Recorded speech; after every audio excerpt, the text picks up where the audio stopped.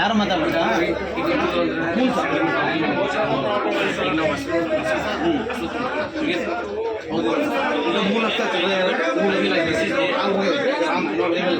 ಇದು ರಾಂಗ್ ಇದೆ ಅಂದಮೇಲೆ ಇದು ನೋಡಿ ಕೂಡ ಒತ್ತಾಯ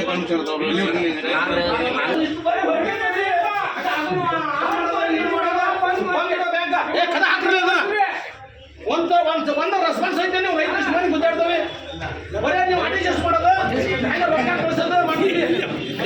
ಏ ಸಾಹೇಬ ಅಲ್ಲ ಮಕ್ಕಳು ಗೊತ್ತಾಗುತ್ತೆ ನಿಮ್ಗೆ ಹೆಣ ಹೆಣ ಬಂದು ಹೆಣ ಬರ್ತಾವ ನಮ್ಮ ರೈತರ ಮಗ ಆಗಿದ್ರೆ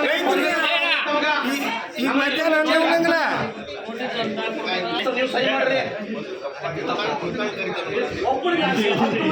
75 ಮಂದಿ ರೈತರಿಗೆ ತಪ್ಪಕತ್ತೆ ಹೆಂಗ್ರಿ ಸರ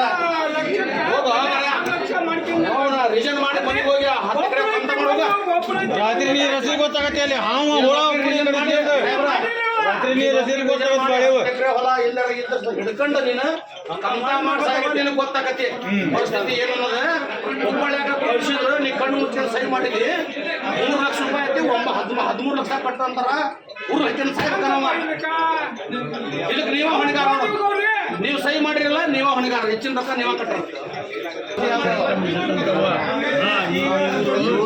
ರೈತರಿಗೆ ತುಂಬಿಸ್ಕೊಂತಾರ ಹಿಂಗೆ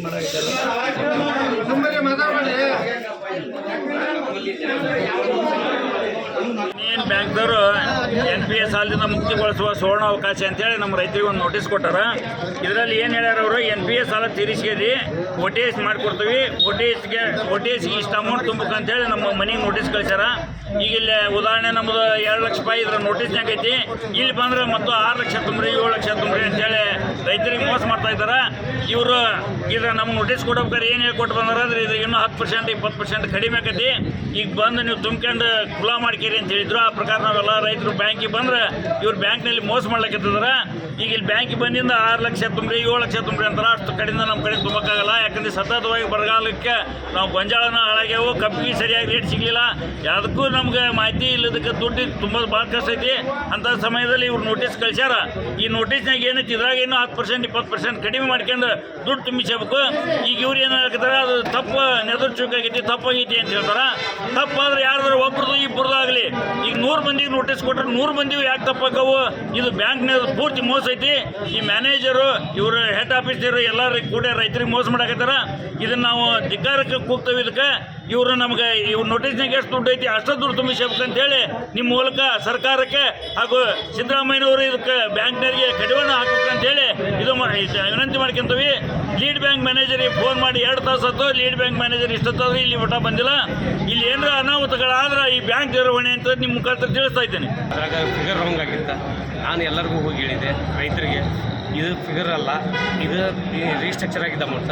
ಇದು ಅಮೌಂಟ್ ಮುಂದೆ ಅಲ್ಲಿ ಬಂದಮೇಲೆ ನಿಮ್ಮ ಕ್ಯಾಲ್ಕುಲೇಷನ್ ಮಾಡಿ ಹೇಳ್ತೀವಿ, ಆದರೆ ನಿಮಗೆ ಇದು ಕನ್ಸೆಷನ್ ಕೊಡ್ತೀವಿ. ನಾವು ಬಂದೆವು ಎಲ್ಲರಿಗೂ ಕೊಡ್ತೀವಿ. ಸರ್ OTS ಅಂದ್ರೆ ಏನು sir? Correct one time settlement ಒಳಗೆ ಫಿಗರ್ ಹೆಚ್ಚು ಕಡಿಮೆ ಆದಾಗ ಇದು ಕ್ಯಾಲ್ಕುಲೇಷನ್ ಆಗೋದಿಲ್ಲ ಕಂಪ್ಯೂಟರ್ನಾಗ. ತಪ್ಪಾಗೈತೆ ಅಂದ್ರೆ ಹೋಗಿ ಹೆಂಗೆ ಕೊಟ್ಟು ನಾನು ಹೇಳ್ತಿಲ್ಲ ನಾನು ಹೇಳತ್ತಿಲ್ಲ. ಒಬ್ರಿಗೆ ಯಾರಿಗಾದ್ರೂ ಮಿಸ್ಟೇಕ್ ಅನ್ಬೋದು. ಎಲ್ಲರೂ ಹೇಳಿದ್ದೀನಿ, ಎಲ್ಲರಿಗೂ ಇನ್ನೂ ಹೇಳಿದೆ. ದಿಸ್ ಈಸ್ ನಾಟ್ ಅಮೌಂಟ್, ಇದು ಫೈನಲ್ ಅಮೌಂಟ್ ಅಲ್ಲ.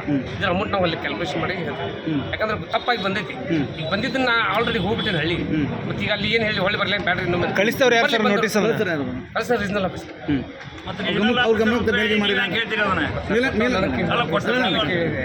ಮೇಲ್ಗಿಲ್ ಮಾಡಿ ಯಾರು ಕೇಳಿದ್ರೆ ಅಲ್ಲಿ ರಿಟರ್ನ್ ಏನೋ ಎನ್ಸರ್ ಬಂತ ನಿಮ್ಗೆ? ಇಲ್ಲ, ಅವ್ರು ಹೇಳಿದ್ರು ಇದು ಅಮೌಂಟ್ ಹೇಳಿದ್ರೆ ಆ್ಯಕ್ಚುಲಿ ಈ ಫೈನಲ್ ಅಮೌಂಟ್ ಅಲ್ಲ, ಅಲ್ಲಿ ಕಂಪ್ಯೂಟರ್ ಕ್ಯಾಲ್ಕುಲೇಷನ್ ಮಾಡಿ. ಈಗ ಒಮ್ಮೆ ಸರ್ ಈಗ 16 ಲಕ್ಷ ಕೊಟ್ಟರು, ಅಲ್ಲಿ ಅಮೌಂಟ್ ಏನಾಗಿತ್ತು ಗೊತ್ತಾ? ಯಾವಾಗ ರೀಸ್ಟ್ರಕ್ಚರ್ ನಿಂತಿರ್ತದಲ್ಲ ಸರ್, ಈಗ ಒಂದು ಅಮೌಂಟ್ ಟೋಟಲ್ ಅಮೌಂಟ್ ಕೊಟ್ಟೆ ಇವತ್ತು 16 ಲ್ಯಾಕ್. ಬಟ್ ನೀವು ಮುಂದೆ 3 ವರ್ಷ 4 ವರ್ಷ ಬಿಟ್ಟು ನಿಂತಿರ್ತಾರೆ, ಅವು ಟೋಟಲ್ 20 ಲ್ಯಾಕ್ಸ್ ಆಕೈತೆ.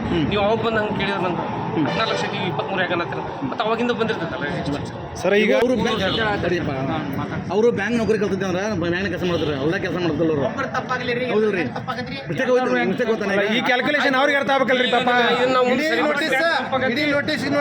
ಈಗೇನು ಮಾಡ್ತೀರಿ? ಏನು ಮಾಡ್ತೀರಿ? ಬರ್ತೀವಿ, ಹೊಸ ಎಲ್ಲ ಸರಿಪಡಿಸ್ಕೊಂಡು ಹೊಸ ಇನ್ನೊಂದು ಇಶ್ಯೂ ಮಾಡ್ತೀವಿ. ಈಗಿಲ್ಲ ಈ ಸರಿ ನಮ್ದು ಹಂಗಲ್ಲ.